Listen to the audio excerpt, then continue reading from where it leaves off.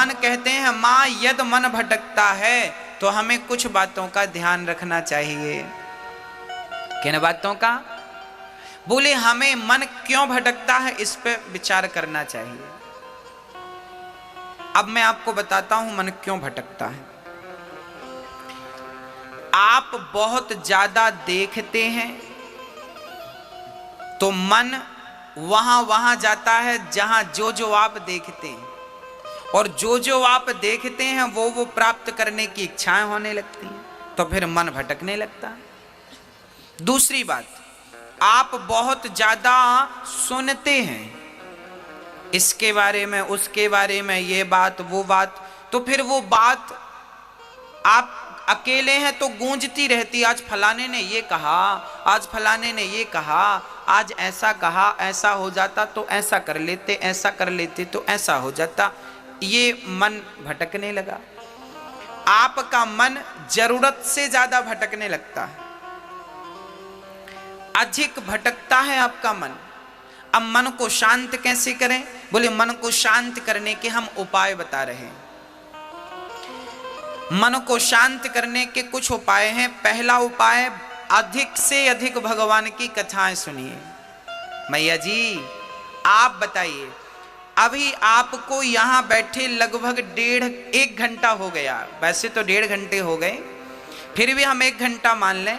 आपको यहां बैठे लगभग 1 घंटे हो गए। अब आप बताओ, इस 1 घंटा में क्या आप में से किसी का भी मन भटका?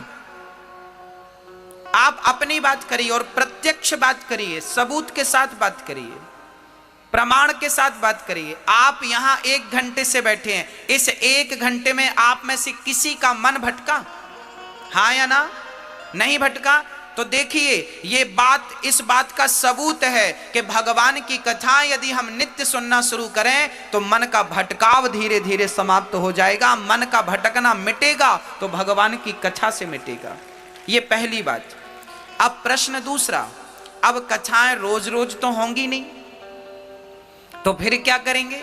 बोले जब कथाएं हों तो कथाएं सुने, और जब कथाएं ना हों तो कीर्तन करें। बैठ जाएं घर में, मंदिर में, कहीं भी, और कीर्तन करें। श्री कृष्ण गोविंद हरे मुरारी, हे नाथ नारायण बा, श्रीमन नारायण नारायण नारायण। हाँ, कीर्तन करिए। श्रीमन नारायण नारायण नारायण, श्रीमन नारायण।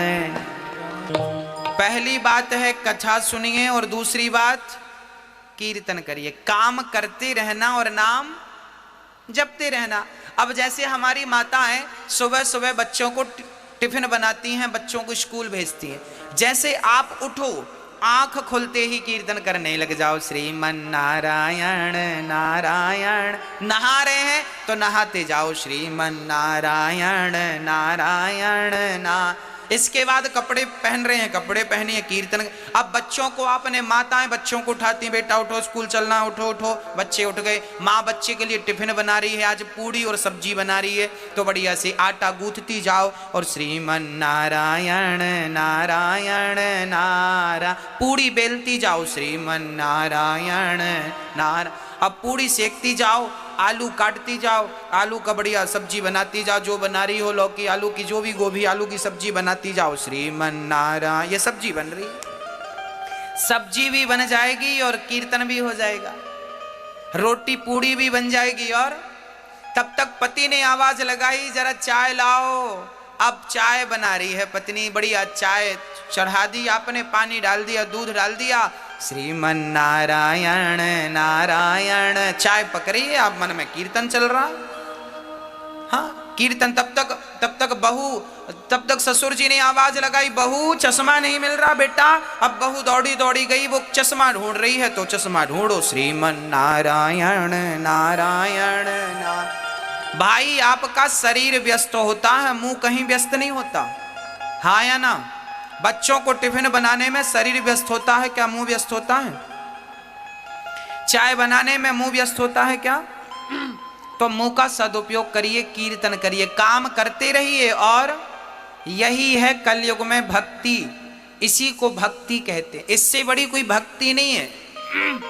और ये पुरुषगण आप भी दुकान पर बैठो, कोई ग्राहक आए तो आइए राम जी, आइए श्याम जी, अपनी शब्द शैली बदल लीजिए। हर ग्राहक को, ग्राहक तो वैसे भी भगवान होता है, तो ग्राहक को आइए राम जी, आइए श्याम जी, आइए कन्हैया जी, क्या चाहिए, आइए राधा रानी, आइए, सारा काम करो, पर हर पल कोई नहीं है तो कीर्तन श्रीमन नारायण नारायण ना। किसान लोग खेती कर रहे हैं, कुदाड़ी फावड़ा चला रहे हैं, ट्रैक्टर चला रहे हैं, बुवाई कटाई जुताई जो कर रहे हो सब करो, पर काम करते समय, ट्रैक्टर चलाते समय आपका मुंह व्यस्त होता है क्या? कटाई और जुताई करते समय मुंह व्यस्त होता है क्या? अरे भाई मुंह से नारायण नारायण कहते जाओ। भगवान ये नहीं कहते कि तुम बैठ के आधा घंटा मेरा जाप करो ना, भगवान ये नहीं कहते तुम माला लेके जाप करो, भगवान ये कहते हैं कि तुम काम बराबर करो। कर्मण्येवाधिकारस्ते, तू कर्म कर, पर काम को करते समय मुझे भूल मत जाना। प्रार्थना करते रहो कि हे नाथ मैं आपको कभी भूलूं नहीं। एक बार बोले सभी लोग, हे नाथ हम आपको कभी भूले नहीं, हे कृष्ण मैं आपको कभी भूलूं नहीं, हे नाथ मैं आपको कभी भूलूं नहीं।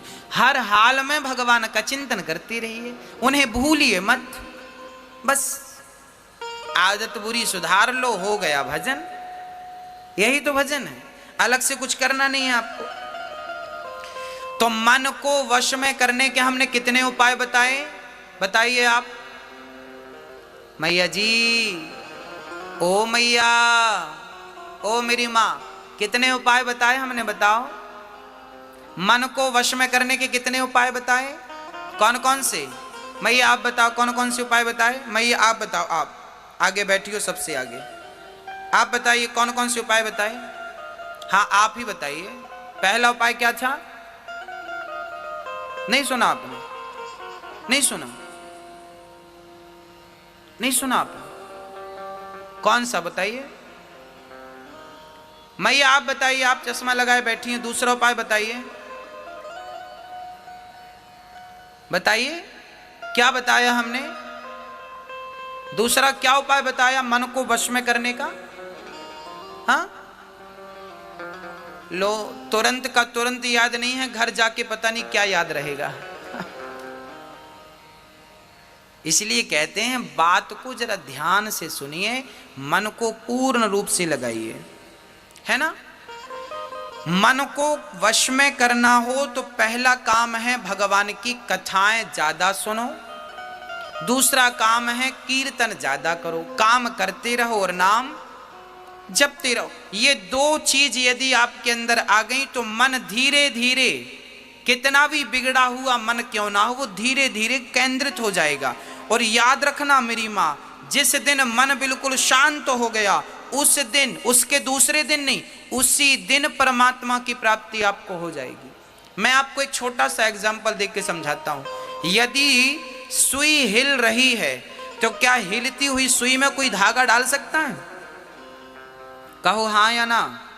नहीं। धागा डालने के लिए सुई को क्या करना पड़ेगा? स्थिर करना पड़ेगा। सुई स्थिर है तो उसमें धागा आसानी से चला जाएगा। उसी प्रकार मन जिस दिन स्थिर हो जाएगा उस दिन परमात्मा आसानी से आपके मन मंदिर में प्रवेश कर जाएगा। मन तो स्थिर हो, मन ही स्थिर नहीं है। मन की गति है अटपटी, झटपट लखे न कोय, और मन की जब खटपट मिटे तो झटपट दर्शन होए। मन के हारे हार है, मन के जीते जीत, और मन ही मिलावत राम से, मन ही करत फजीत। सारी गति मन की ही है।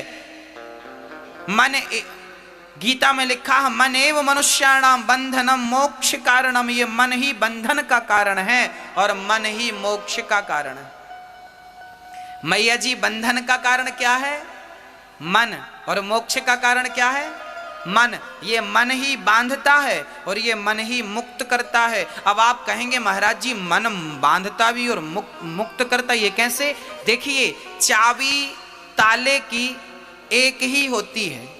उस चाबी को आपने इधर कर दिया तो ताला बंद, और चाबी को इधर कर दिया तो ताला खुल गया। बस मन को इधर लगाया, मन को इधर लगाया, पत्नी में, पति में, बच्चों में, परिवार में, मन को इधर लगाया तो बंधन है, और मन को उधर लगा दिया परमात्मा में तो मोक्ष है। यही तो बंधन है, यही तो मुक्ति है। ये मन ही चाबी है। आप इसे कितनी गंभीरता से सुन रहे हैं और समझ रहे हैं मुझे नहीं पता, पर मैं आज जीवन की कुंजी अर्थात चाबी आपको देके जा रहा हूं कि मन ही बंधन है और मन ही मोक्ष है। मन ही आपको भवसागर से मुक्त करेगा और मन ही फंसाए रखा है अभी आपको। हाँ, आपको छत में जाना हो तो कैसे जाते हैं आप लोग? सीढ़ी से। और छत से नीचे आते हैं तो कैसे आते हैं?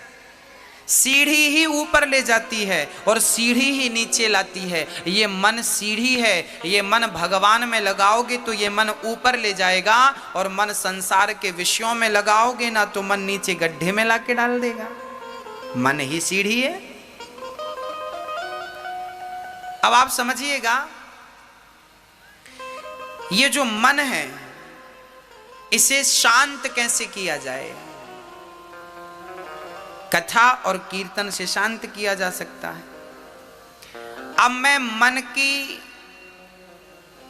कितनी विकृतियां हैं मैं उन पर प्रकाश डालता हूं। अच्छा मैया जी ये बताओ, आपके दुख का कारण क्या है? बताइए। आप कहती हो ना महाराज जी हम बड़े दुखी हैं, हम बड़े परेशान हैं, हमारे साथ ये हो रहा है, हमारे साथ।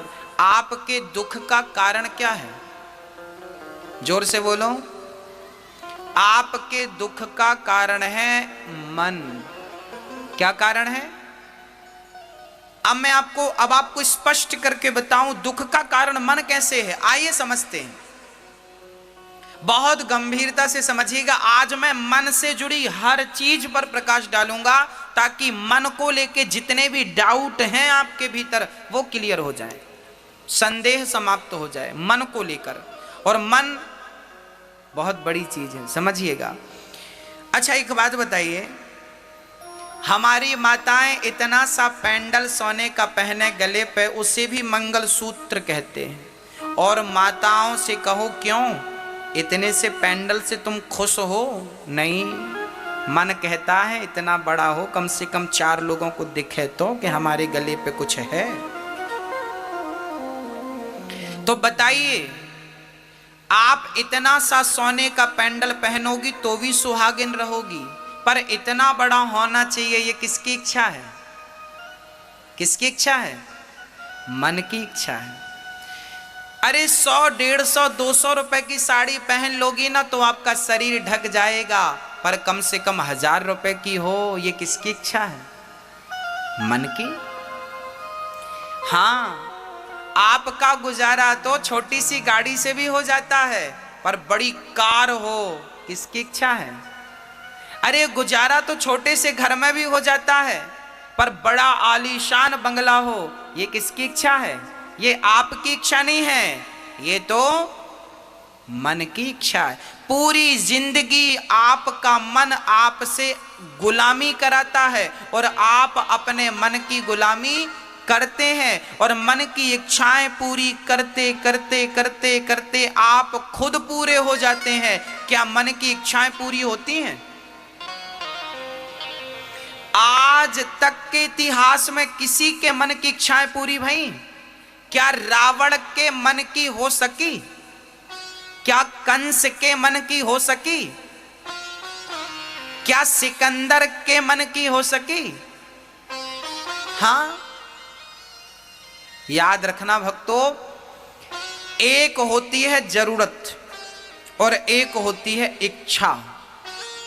जरूरत हमारी क्या है मेरी माँ? रोटी, कपड़ा, मकान और शिक्षा। ये हमारी क्या है? ये क्या है हमारी? ये हमारी जरूरत है। रोटी, कपड़ा, मकान, शिक्षा हमारी जरूरत है, पर हमारी गाड़ी हो, बंगला हो, नाम हो, पद हो, प्रतिष्ठा हो, खेती हो, बाड़ी हो, ये क्या है?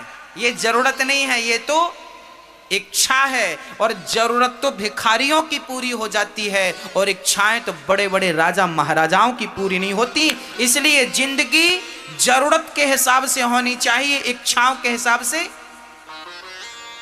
जिंदगी में जरूरत तो हो मेरी मां, पर जिंदगी में इच्छाएं ना हो।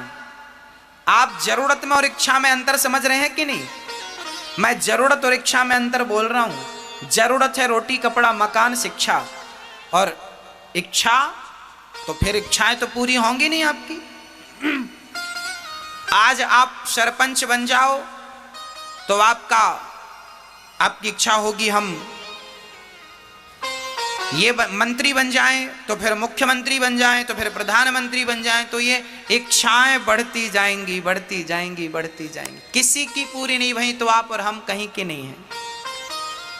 इसलिए मन को ज्यादा तवज्जो ना दें, मन को ज्यादा आप महत्व ना दें, मन को पड़े रहने दीजिए, मन की ज्यादा ना सुना करो। आप लोग ना मन की सुनते हो, इसलिए वो आपको परेशान करता है। अच्छा एक बार क्या हुआ, एक राजा ने अब देखिए, आपके मन में इच्छा हुई कि मेरे पास बंगला हो, अब बंगला मिल गया, मन की इच्छा पूरी हो गई तो आप खुश, और बंगला नहीं मिला, इच्छा पूरी नहीं हुई तो आप दुख। सुख और दुख कहीं बाहर से नहीं आते, मन की इच्छाएं पूरी हो जाना ही सुख है, और मन की इच्छाएं पूरी ना होना ही दुख। सबके साथ स्त्रियों की इच्छा है कि मेरे गले पे बड़ा हार हो, मिल गया तो खुश, और नहीं मिला तो दुख। पुरुष की इच्छा है मेरी खेती बाड़ी हो, मेरा नाम हो गया खुश, नहीं हुआ दुख। एक छोटी सी बच्ची रो रही थी, पापा मोबाइल दिला दो, पापा ने मोबाइल दिला दिया तो खुश, और नहीं दिलाया तो दुख। तो सुख और दुख आपकी इच्छाओं पर निर्भर हुआ कि नहीं? इच्छाओं से उत्पन्न हुआ ना। सुख और दुख कहीं भी बाहर से नहीं आता, आपकी इच्छा ही सुख को जन्म देती है, और आपकी इच्छा ही आपके दुख को जन्म देती है। इसलिए सुख दुख यदि जन्म लेते हैं तो मन से, इसलिए मन में ज्यादा इच्छाएं ना रखिए। जिनकी इच्छाएं कम हैं वो लोग बहुत सुखी हैं, और जिनकी इच्छाएं ज्यादा हैं वो आज बहुत दुखी हैं। आपके दुख का कारण क्या है? जोर से बोलो। आपके दुख का कारण क्या है? आपका मन और आपके मन की इच्छाएं। आपकी जरूरत से ज्यादा इच्छाएं आपको क्या देती हैं? क्या देती हैं? दुख देती हैं। एक राजा थे, उन्होंने एक बकरे को खड़ा किया और नगर में डिंडोरा पीटा कि जो बंदा इस बकरे का पेट भरेगा उसे हम इनाम देंगे।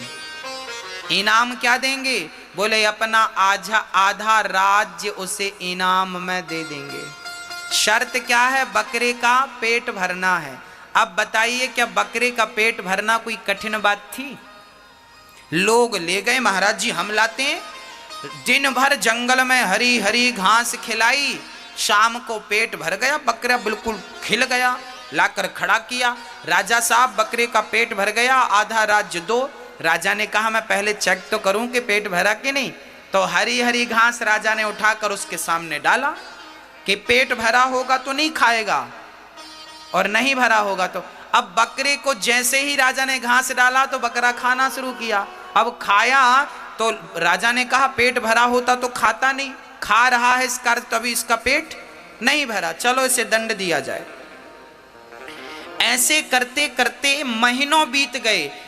बड़े बड़े समझदार लोगों ने ट्राई किया पर कोई भी बकरे का पेट ना भर सका। आप बताइए बकरे का पेट भरता है? कितना भी खिलाओ पर थोड़ी सी घास देखेगा तो फिर वो खाएगा। सही है क्या? हाँ या ना? सही है। एक महात्मा जी को पता चला कि बकरे का पेट भरना है। महात्मा जी बोले ठीक है राजा हमें मौका दो। राजा ने मौका दिया। महात्मा जी जंगल ले गए और बढ़िया बांस का डंडा तोड़ लिया बाबा जी ने, और जैसे ही बकरा घास खाए तो बाबा जी उसके मुंह पे एक जमाए। बकरा दूर खड़ा, बकरा बाबा की तरफ देखे, फिर घास खाने जाए बाबा, फिर उसके मुंह पे एक लाठी जमाए। अब बकरे को समझ आने लगा कि मैं घास खाता हूं तो लाठी पड़ती है, तो लाठी ना पड़े यदि घास ना खाऊं। बकरा चुपचाप खड़ा रहा। बकरे को उतना ही खाने को दिया महात्मा जी ने जितनी उसकी जरूरत थी, जितने में वो जिंदा रह सके। बस अब अधिक घास खाए तो लाठी पड़े। अब बकरा चुपचाप खड़ा, आंख बंद करके, ऐसा लगा मानो इसे सन्यास हो गया। शाम को महात्मा जी ने बकरे को खड़ा कर दिया राज दरबार में। महाराज पेट भरा है इसका। राजा ने देखा बकरे का पेट बिल्कुल खाली दिख रहा था। राजा बोले पेट खाली है। महात्मा जी बोले पेट पे ना जाइए, आप ट्राई कीजिए। राजा ने घास डाला जैसे ही, तो महात्मा जी बकरे ने सबसे पहले बाबा को देखा। बाबा ने कहा बेटा खाना मत। महात्मा जी की बात मान ली, बकरे ने आंख बंद कर ली। राजा घास डालते गए, डालते गए, डालते गए, डालते गए, पर एक रत्ती घास बकरे ने नहीं खाई। राजा चरणों में गिर पड़े, महात्मा जी ये कैसा पेट भर दिया आपने। महात्मा जी बोले बेटा जैसे बकरे का पेट कभी नहीं भर सकते आप, ऐसे इस मन का पेट कभी नहीं भर सकते आप। ये मन ही बकरा है। जैसे हमने बकरे के मुंह पे लाठियां मारी तो इसने खाना पीना बंद किया, ऐसे ही आप भी अपने मन में संयम की लाठियां मारिए। देखना इंद्रियों के न घोड़े बढ़े, इनमें संयम के हरदम कोड़े पड़े। इनको रथ के सुमार्ग लगाते चलो और मन से गोविंद गोपाल गाते चलो। संयम जानते हैं ना, मेरी इच्छा हो रही है कि मैं रसगुल्ला खाऊं, परंतु इच्छा तो हो रही है, पर मैं बोलूं ना मैं नहीं खाऊंगा क्योंकि ये नुकसानदायक है। हाँ, आप की इच्छा होने के बाद भी आप ना करें वो काम, इसे कहते हैं संयम। धीरे धीरे जब आप कंट्रोल करेंगे तो फिर वो इच्छाएं समाप्त हो जाएंगी। फिर वो मन, बकरा पहले परेशान कर रहा था, कुछ भी खाता और फिर राजा डालता तो खाता, और अब बाबा जी ने जो लाठियां जमाई तो अब नहीं खाता। अर्थात मन को भी थोड़ा सा डांटिए, मन को भी थोड़ा सा मारिए। गोस्वामी जी डांट रहे हैं, रे मन तू सत्संग कर, छोड़ जगत की रीत, और अंत समय पछताएगा जब आयु जाएगी बीत। रे मन सब सो निरस है, सरस राम सो होए, उचित सिखावन देते हैं निस दिन तुलसी तोय। रे मन, मन मन मन मन को बहुत डांटा गया है, और 4 वेद और 18 पुराण आपसे केवल एक ही बात कहते हैं कि आपने अपने मन को साध लिया तो आपका वेद पुराण सुनना समझना सफल हो गया। और मन कंट्रोल ना कर सके तो सब कुछ करने के बाद भी आपने मन को कंट्रोल नहीं किया तो सब बेकार। इसलिए गोस्वामी जी कहते हैं कि निर्मल मन जन सो मोहि पावा, और मोहि कपट छल छिद्र ना भावा। भगवान को कौन सा मन पसंद है मेरी मां? बोले निर्मल मन जन, जिसका मन स्वच्छ हो गया है, निर्मल हो गया है, निष्कलंक निष्कपट हो गया है, उसके मन को परमात्मा स्वीकार कर लेते हैं। और जिसके मन में राग है, द्वेष है, छल है, कपट है, कुछ भी भरा है गंदा, भगवान कहते हैं अभी ये योग्य नहीं हुआ, तो मन को आप ठीक करें। कैसे ठीक करें? बोले कथाएं सुने, अधिक से अधिक कीर्तन करें और इच्छाएं कम करें। ये उपाय मन को ठीक करने के हैं। मन की जो बीमारी है उस बीमारी से आप इस प्रकार से बच सकते हैं। किस किस को ये बातें समझ में आ गई? हाथ उठाओ। समझ में आ गई तो हाथ उठाना, नहीं तो फिर पूछना, फिर से रिवीजन कर देंगे। मैया हाथ उठा रही हो, समझ में आ गया? बताओ आपके दुख का कारण क्या है? हाँ मैया जी आप बताओ आपके दुख का कारण क्या है?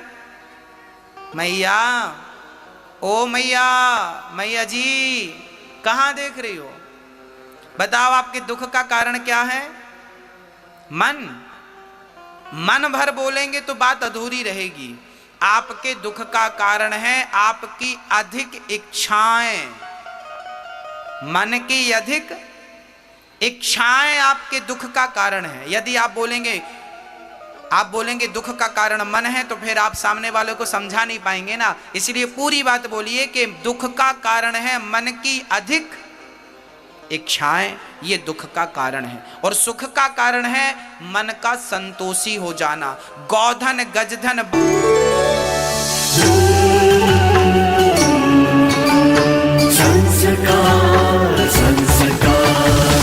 संस्कार, द चैनल ऑफ इंडिया। हमारी संस्कृति, हमारी विरासत।